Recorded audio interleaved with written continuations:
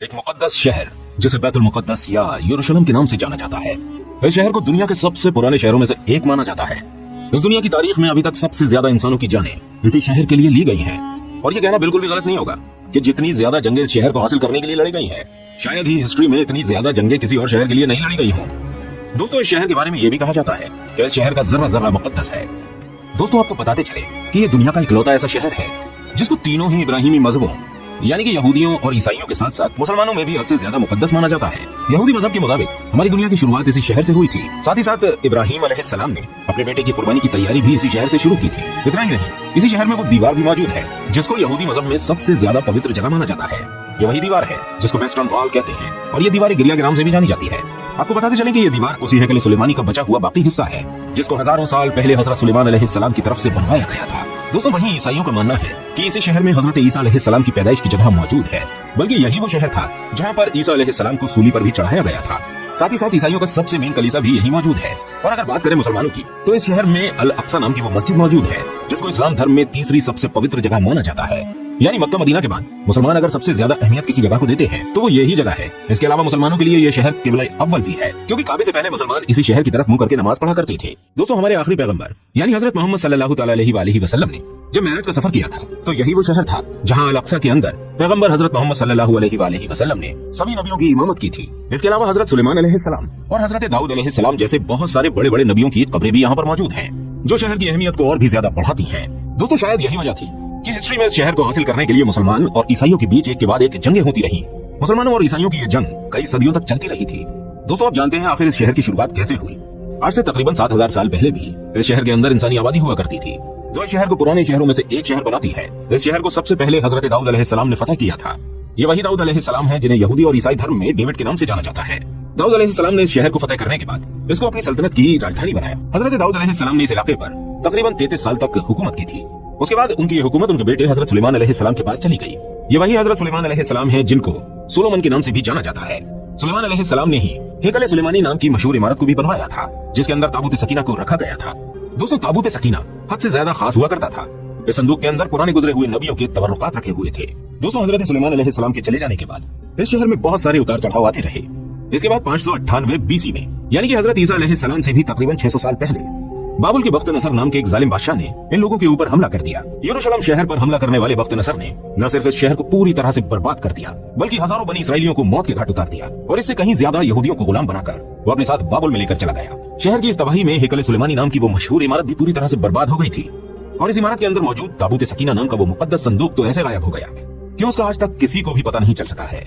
इसके बाद धीरे धीरे वक्त गुजरता गया और फिर कुछ सालों के बाद 539 ईसा पूर्व में ही साइरस द ग्रेट नाम के एक ईरानी और बहुत ही रहमदिल बादशाह ने उस बाबुल पर भी हमला कर दिया।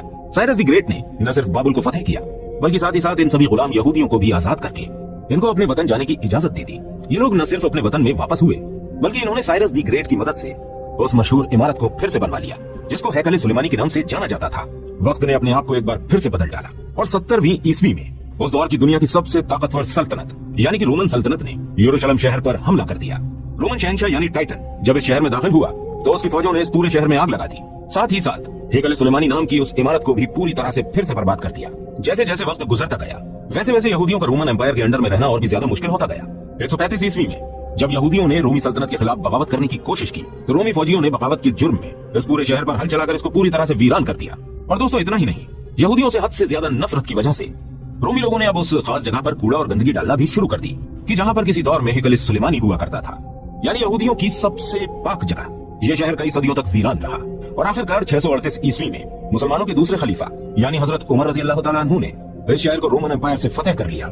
इसके बाद एक लंबे वक्त तक ये शहर मुसलमानों के हाथ में रहा, मगर शुरू से ही ईसाई फौजें भी इस शहर को हासिल करने की कोशिशें कर रही थी। लेकिन इसके बाद मुसलमानों की अंदरूनी और आपसी लड़ाइयों की वजह से मुसलमानों की खिलाफत यानी खिलाफत अब्बासिया कमजोर पड़ गई। तो 1099 ईस्वी में ईसाई फौज यरूशलेम शहर को एक बार फिर से हासिल करने में कामयाब हो गई, मगर शहर को अभी ईसाइयों के कंट्रोल में गए हुए चंद साल ही गुजर पाए थे कि तभी एक नया नाम उभर कर आया और ये नाम था सलाउद्दीन अय्यूबी का।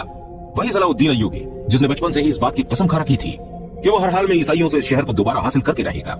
यही वजह है कि सलाउद्दीन अय्यूबी ने शुरू से ही इस शहर को हासिल करने की कोशिशें शुरू कर दी थी और आखिरकार 1187 में यानी 100 साल से पहले ही एक बार फिर से ये शहर मुसलमानों के हाथ में आ गया, यानी सलाउद्दीन अय्यूबी ने इस शहर को फतह कर लिया था। इसके बाद भी इस शहर को हासिल करने के लिए ईसाइयों और मुसलमानों के बीच कई सारी लड़ाइयां हुई। मगर लाख कोशिशों के बावजूद भी 1517 में इस शहर को सल्तनत उस्मानिया के ताकतवर सुल्तानों में से एक सुल्तान सलीम अव्वल ने फतेह करके अपनी सल्तनत में मिला लिया। 1517 से लेकर 1917 तक ये शहर सल्तनत उस्मानिया का हिस्सा रहा। इस दौर में सल्तनत उस्मानिया ने इस शहर को पूरी तरह बदल दिया था।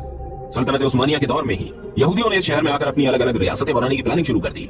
लेकिन सल्तनत उस्मानिया के आखिरी सुल्तान अब्दुल हमीद सानी उनकी इस कोशिशों को अच्छे से समझ गए थे, इसलिए उनके दौर में यहूदियों की सारी कोशिशें नाकाम हो गईं। अब्दुल हमीद सानी के बाद सल्तनत उस्मानिया बहुत कमजोर पड़ गई और 1917 में ब्रिटिश एम्पायर ने सल्तनत उस्मानिया पर कब्जा कर लिया, जिसके बाद बहुत वक्त तक ये इलाका ब्रिटिश एम्पायर के अंडर में रहा। यही वो दौर था जिसमें जगह जगह से यहूदियों को बुलाकर फिलिस्तीन में जमा करना शुरू कर दिया गया। इसके बाद सबसे पहले 1947 में यूनाइटेड नेशन ने वो मंजूरी दे दी, जिसमें ये आधा यहूदियों को दिया जाना था और आधा फिलिस्तीनियों को, जिसके बाद 1948 में इसराइल देश का भी ऐलान कर दिया गया और इस ऐलान के बाद फिलिस्तीन के साथ साथ यरूशलेम को भी 2 टुकड़ों में बांट दिया गया। तो दोस्तों, ये थी बैतुल मुक़द्दस यानी यरूशलेम की पूरी कहानी।